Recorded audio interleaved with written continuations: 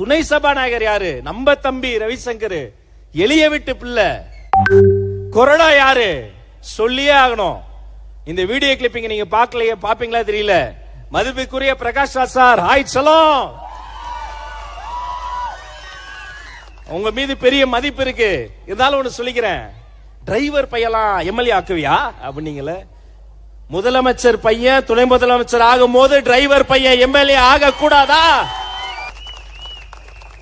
எங்க தலைவர் இன்னும் கொஞ்சம் ஸ்பீடு. வெறும் எம்எல்ஏ எல்லாம் கிடையாது, சட்டமன்றத்தின் கொறடாவே என் தம்பி சபரிதான். இன்னைக்குதான் தம்பி ரூம்ல வாசல்ல போர்டு போட்டோம். மகிழ்ச்சி.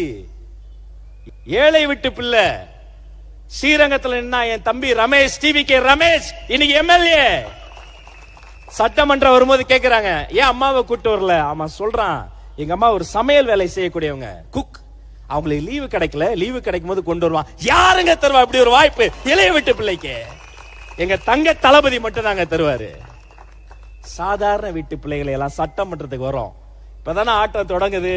உங்க அவதூறுகள்லாம், உங்க அநியாயங்கள்லாம் அறிவு அடியாட்கள் கொஞ்சம் பேரை வச்சிருக்கிறாங்க. பல பேர் போர்வையில மூத்த பத்திரிகையாளர், அரசியல் விமர்சகர் 10 நாளாக பதுங்கு குழியில ஒளிஞ்சுக்கிட்டாங்க.